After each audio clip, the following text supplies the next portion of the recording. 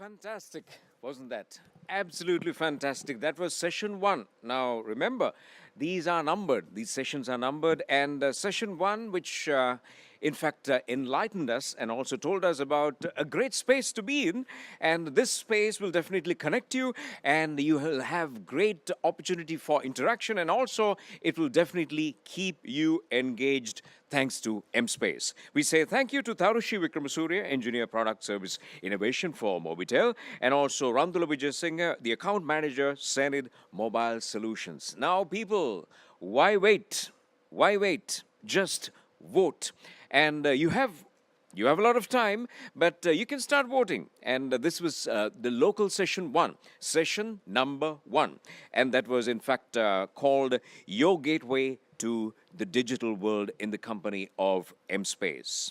Right. So like this, there'll be many local sessions which will lead us to the keynote from California, United States, and that will be approximately Sri Lanka time at 10:30. So until 10:30, we are going to keep you engaged. We are going to keep you fully interactive, and we are going to definitely keep you fully connected. And that is thanks to the Mobitel Innovation Center organizing this for the 6th consecutive year. And this time we have a virtual space or a virtual version for the 6th consecutive year, the virtual Mobitel Google I/O Extended Sri Lanka 2019. Right. Now get ready for session two. Before you get ready for session two, once again, we remind you that on the Twitter page of Mobitel, we'll be posting questions. Prashneta hari uttere dunnat. What do you get? You stand a chance of winning a data bundle, which is, what's the bundle size? What's the bundle size? The bundle size is quite big, and the bundle size is 10 GB. You stand a chance of winning a data bundle, which is huge, a 10 GB data bundle with the compliments of Mobitel. So keep a tab on the Twitter page of Mobitel. Now, we're getting ready for another exciting session, local session number 2. This is going to be session 2. Now, we're going to have very soon, before you, we're going to have 4 children, and they are between the ages of 11 and 15. Itamatma daksha vadakaro. Vayasa 11 sita 15, right? But though they are very small kids, the work that they have done is huge, humongous. And these children, we call them the Generation Z children, and we'll be having Bihan Mahadeva, a programmer and tech instructor. We'll be having Navendra Masaleen, a visionary programmer. We'll be also having Dulith Herath, who is a robotics enthusiast. We'll be also having Mindya Karunasinghe, an IoT innovator. And the 4 of them are going to tell us something very, very interesting, because we have Generation Z kids waiting to entertain you, watching us live from the Stein Studios. And this session number 2, will be moderated by Dulith Herath, the Chief Executive Officer, and also the founder of Kapruka.com. So get ready for session 2. And the session 2 is called Sri Lankan Whizz-Kids, a panel discussion. So good evening, everyone. I am having a very daunting task today to sit and moderate a panel like I've never ever done before, or know that I even sat in an audience for a panel like this. So these are Generation Z kids, or Whizz-Kids rather, joining me today. All 4 of them have something common. They are seriously into coding. They're seriously into innovation, and and if you'll be surprised if you check their age. Let's quickly start by asking you guys' age. Mindya, how old are you? I'm 14 years old. 14. Savit, what about you? Yeah, me too. I'm also 14 years old.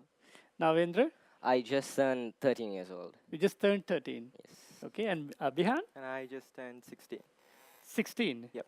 Okay, so what we want to showcase here today is the talents that Sri Lankan kids have that we've never been able to really get on a stage like this before. So we are going to go through a bunch of questions to bring out the best in them, even though they all have the commonality of being coders, serious coders, not just write a small game once in a month. These guys are into serious coding, and also to see what areas that they kind of specialize in. Like I know, for example, if you take Savit, he's into robotics development.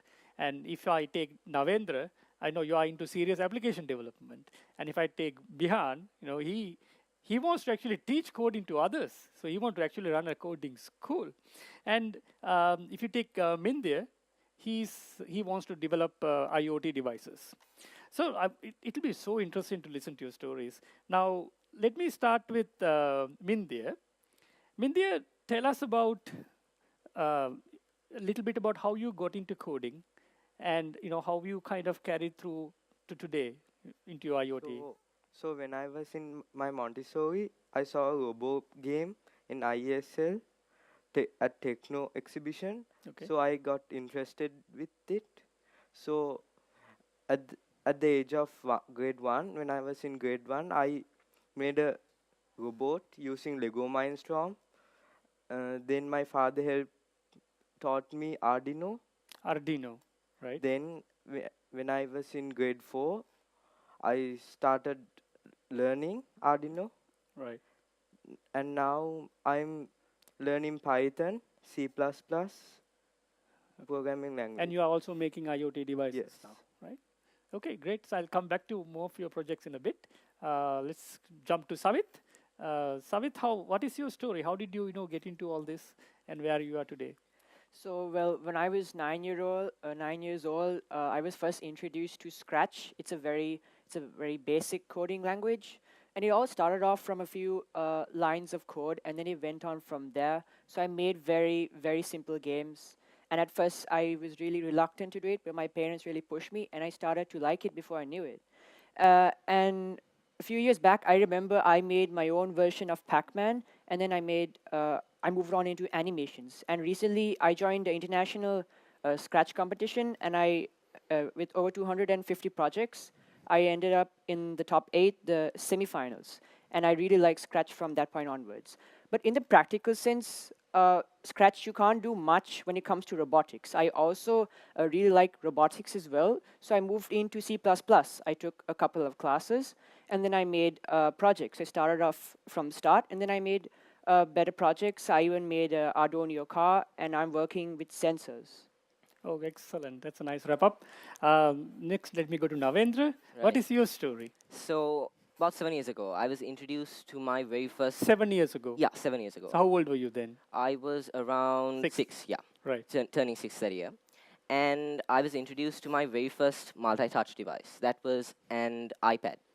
An iPad 3 to be exact, and it was fascinating. I never really thought I had I never really thought I had the need to, in fact, harness such technology, which is so complex.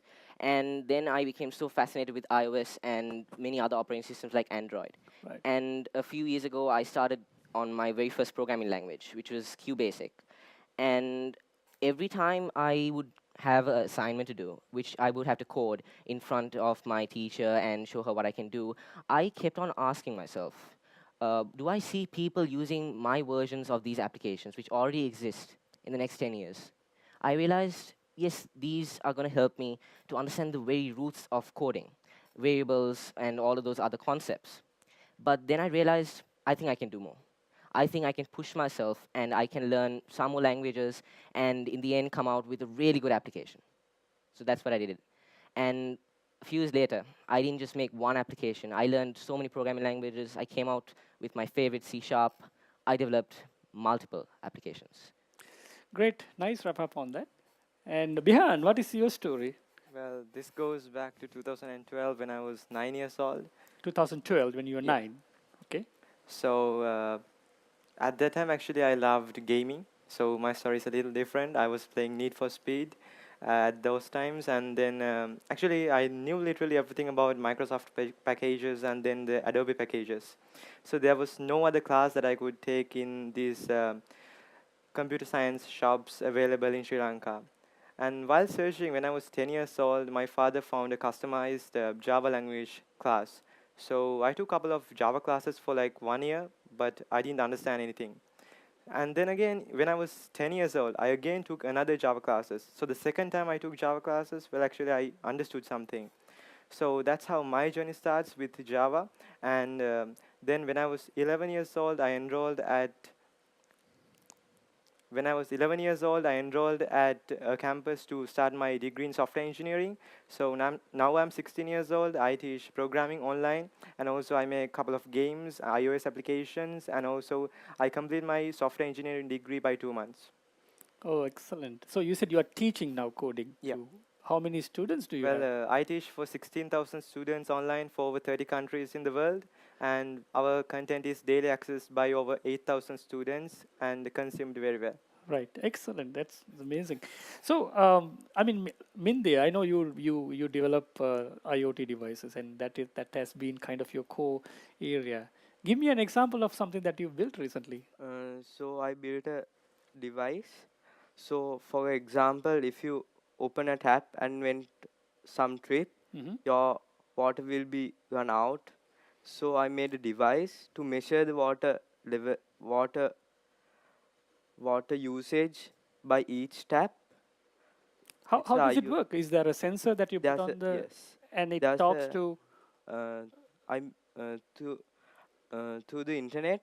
It will send the data to a mobile app, and so we can use So, do you use this at home now? not I'm not using it. I'm Right. gonna start. So its applications are, for example, if you run a hotel, you can apply it for this. For each rooms, you can set separate devices, Mm-hmm. and the user can get the water usage of their room, so they can pay the exact amount of your water usage. Okay, but you had another project, right? You had like an Apple, like a grocery store kind of a scanner kind Uh, of a thing. Is that a that's different not one? IoT, but That is not IoT. Is that one of your favorites too? that's the I think the best product I made. Yeah, that's what I want to know more Uh, actually. s- so I Could you made tell a bit about that product? so I made a device for the visually impaired people. Mm-hmm. So when they travel, they need help from other people to get their location. So I made a device. uh, By using that device, they can get their location. For example, if you go to a supermarket with my device, then when you, for example, if you go near the green apples, it will say the price and the product. Okay, that's something you already built. Yes. Right. Great. And it won first place in the SS12 competition, international competition in the Southeast. Congratulations. That's Thank- great. Thank you. So let me switch back to Savit there. So same kind of thing. I want to know like one product that each one of you guys have built that you're proud of. So Savit, I'm sure you have built many things, but just pick one and tell us how it works. Yeah, so recently I've been working with a moisture sensor, so it can measure the dampness of soil. So Dampness of soil. yes. Okay. So inside our house, I have a big tree. It's indoors, right? So it cannot be watered.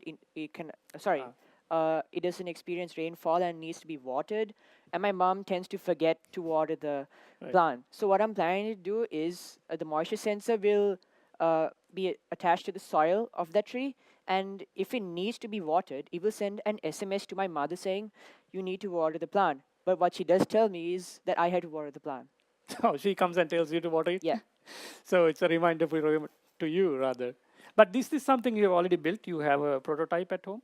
I'm currently working on it. So I've tested the moisture sensor, and I'm planning on getting the SMS part done too.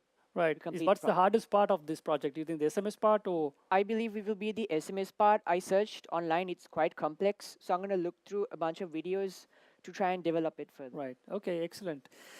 Same kind of question, Bihan. I want to know something that you are proud of that you built already, and it can be a product or a service or something that you already done, an achievement, rather. Tell us about it. For me, it comes the Pahavasara Android application. Pahavasara Android application. Yes. Okay. This is for the scholarship students in grade 5 to achieve better grades. Okay.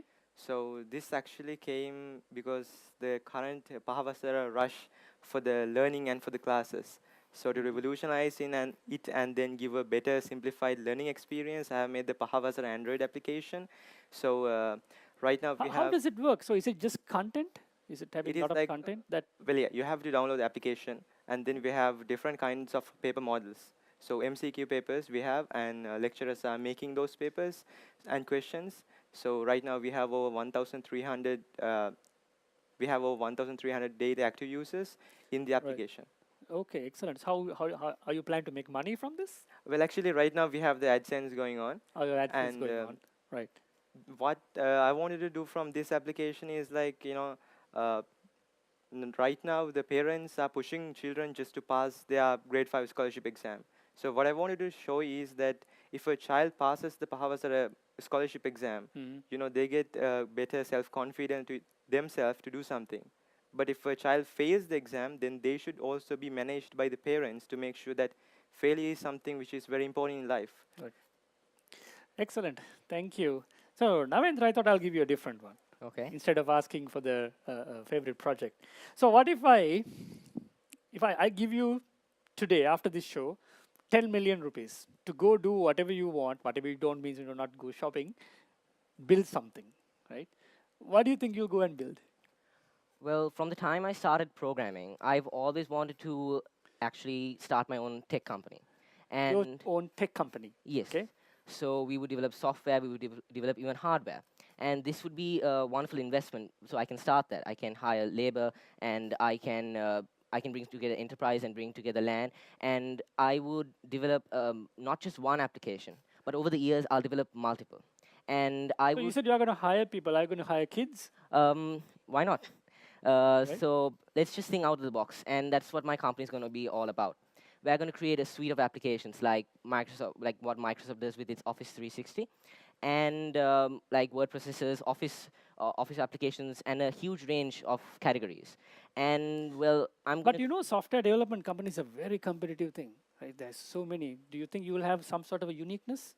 yeah, Okay. we're kids. We are kids. There you go. That's what I was looking for. Innovative and creativity. Right. Yeah, I mean, you are Generation Z. I mean, if I look at me and if I call myself a 5G guy, I'm looking at these 10G guys here, right? So it's really interesting to really talk to you guys. We are so used to talking to same age people or like in the same groups of people. It's a very unique experience sitting here talking to 4 Whizz-Kids here. Right. So thank you, Ravendra, for that. And I want to get back to Mindya. So something about IoT devices is that we always think IoT means that you have to connect to a cloud. You said you already that whatever that the plan that you had to create in the water measurement is also talking to the cloud. But do we always have to talk to the cloud? I mean, some of these devices can work in a local area without having to go to the internet. What do you think?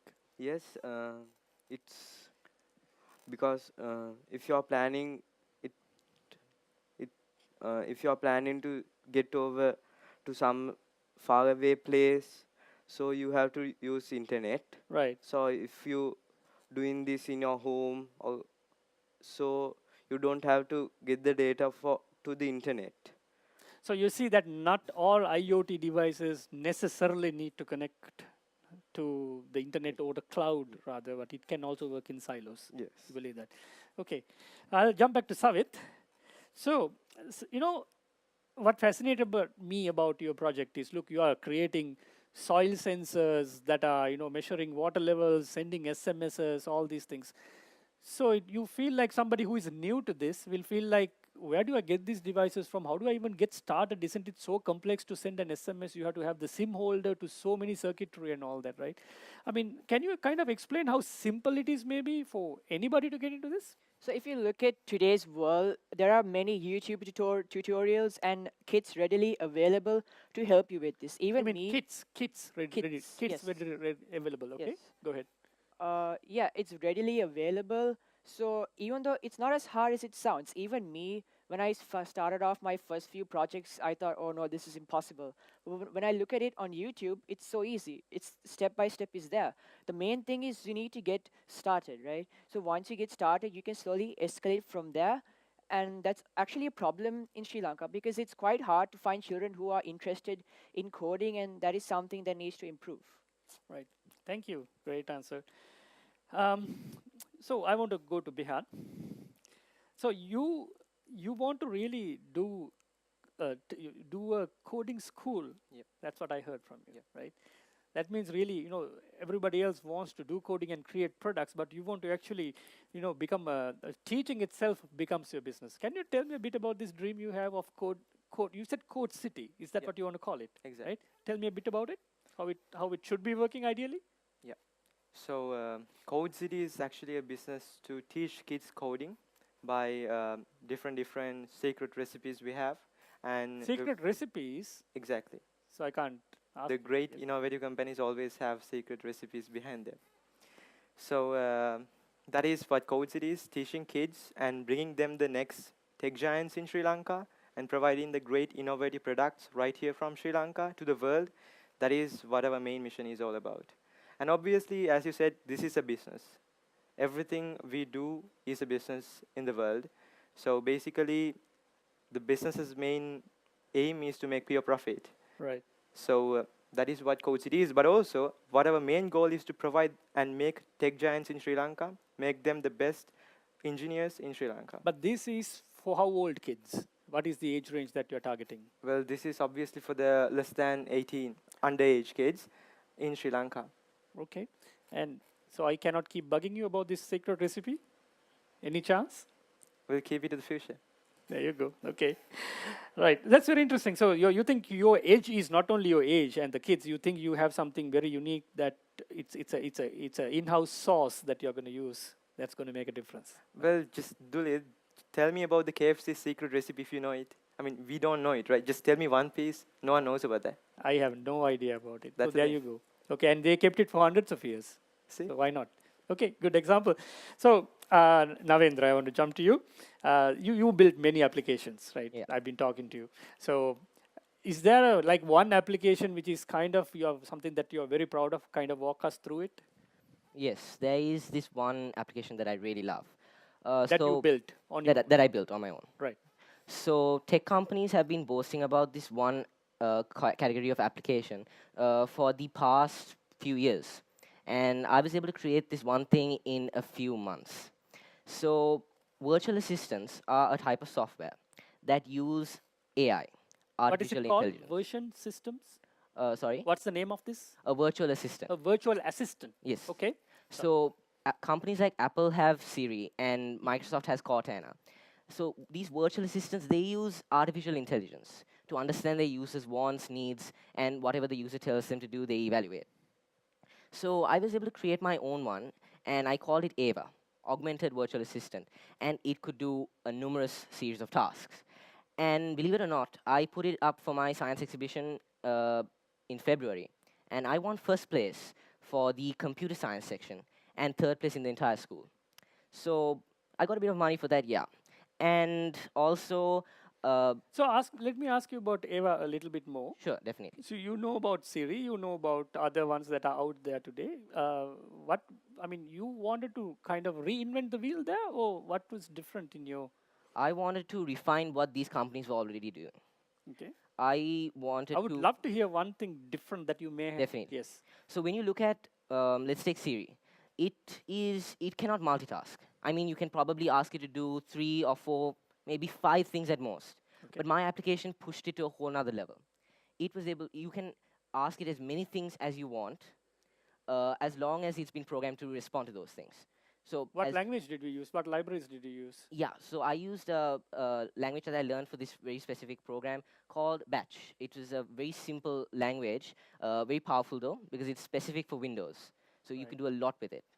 And on top of that, my virtual assistant could pretty much evaluate many more things than Siri or Cortana could do. And also it had this feature called indexing, which was taken to a whole nother level. Right. So any virtual assistant has this feature. Indexing takes the sentence you give it, breaks it up to words, finds those keywords, and then does what you want it to do. It understands only those keywords. Right. So my virtual assistant not just only broke up the keywords, it broke up every single possible combination of simultaneous letters available in the sentence. So what do I mean by that?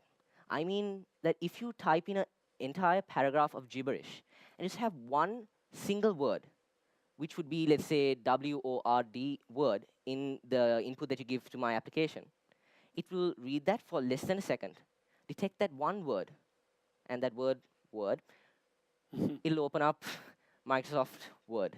Right. Okay. Very interesting. It's such a. I mean, we would all think when you're this age, you're not going to write this kind of code. You're going to write games and things like that, right? But so it's very interesting. I want to come back to India. So this is kind of a question I want to ask all of you guys. You guys are still kids, right? So you have parents on top of you, right? And parents, it's quite scary for parents to really, let you still, code all night or give you freedom to use laptops, these resources, AC power, bouts, wires, all that stuff, right? How do you kind of convince your parents to give you this freedom? We'll start from India. So my father is an engineer, so he helps He's an me. engineer, Yes. right? So he helps me with everything Okay. from Arduino, and he has a workshop near the house. So if we in uh, these holidays, I wake up at 8 and have my breakfast and go there and work. Right. So there's IRs, so they help me a lot, and my father too. So your parents are into tech already, so they help you out there, Yes. right? Can I bounce that question to Navendra? How do you get your parents to kind of So give you generally, freedom? anything that I do would not concern my parents as long as it's legal. I mean, yeah, pretty much. So they're supportive of me no matter what. And as long as I'm doing something productive and allocating my time correctly, they're usually okay with it.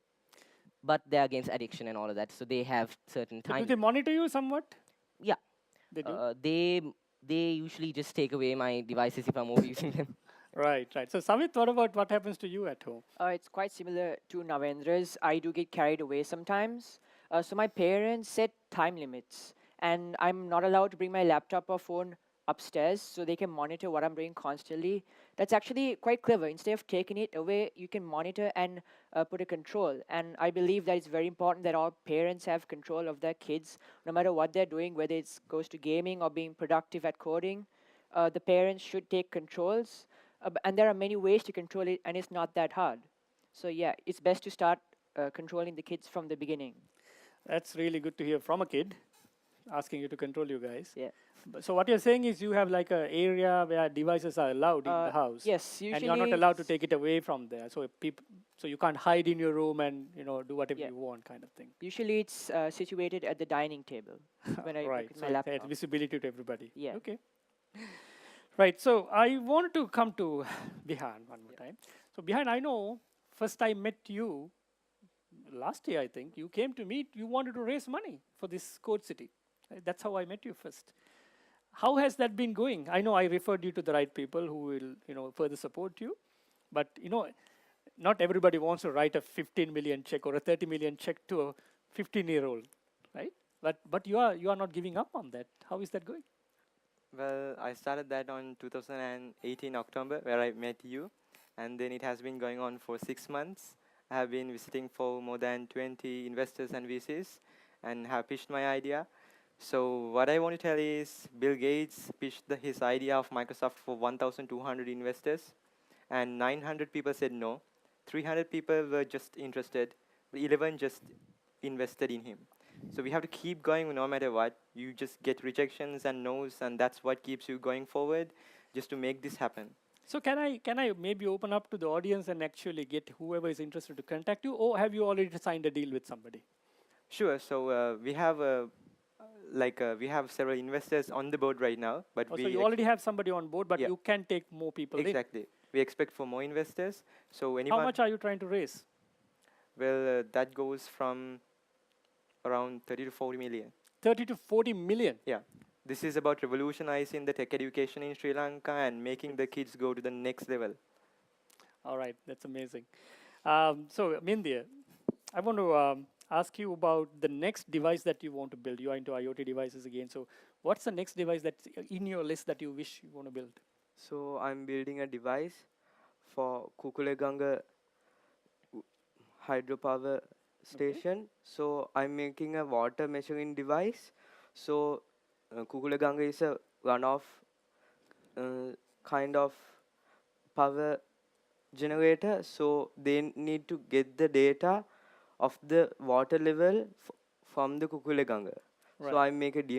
I'm making a device to measure the water level and the wind speed So and this the is, water you level. have the blueprint already done for this? And you want I made the devices. right. I'm making the code for sending that data to You're the working on it. That's internet, your next project. and I'm making a scoreboard for a cricket match.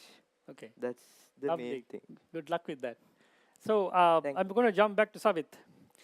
So, eventually, I think all of you will have your own companies. Most likely, will work for somebody else. Sounds like only for a short time, and get back to your own company or start your own company.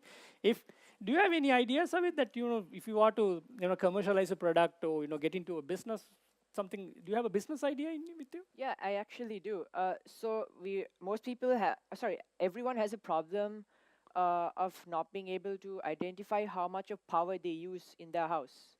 So I'd like, Electricity. yes, the electricity. So I'd like to create an app and a device. So you attach the device near your power supply, and it will send to your device how much of power usage you have on a daily basis. So and it'll convert it to the payment amount. So you will be able to monitor, and it makes lives much easier for everyone. So to get that clear, you want to create a sensor to the power supply. So daily you know how much of power you use Yes, instead of waiting till month. the end of the month to get the Yes. bill. Oh, excellent. So how do you make money from this? What do you sell? Are you going to, is it a subscription thing or is it? Well, it's a one-time thing. So maybe I would charge 5,000 to 7,000 rupees per device, Okay. and the app can be free. Oh, excellent. Oh, good luck with that. Thank you. All right. So we are kind of wrapping up here, but there's this common thing that this can be very addictive. You guys know that. I don't have to tell you that, right? Coding can be quite addictive, right? And you can go hours and hours and hours, right? Bihan, how long have you longest coded? Non-stop, without a bathroom break even? Maybe 8 to 10 hours. 8 to 10 hours. See, it's pretty addictive, right? So what kind of controls that you have to do is, you have to study. You are full-time students, right? So if you spend that kind of time, how do you kind of balance yourself? If I start with you again. So well, as Savit also said, I have limits, time limits put up by parents, and So those limits is what's guiding you. yeah, and I have just come across from little bit from studies to business Right. and technology. This Navendra, what about you? How do you control yourself, rather? Between coding and Yeah, because it's very addictive, right? Exactly, You yeah. know that, and then It does, and you because- have school going on. Exactly.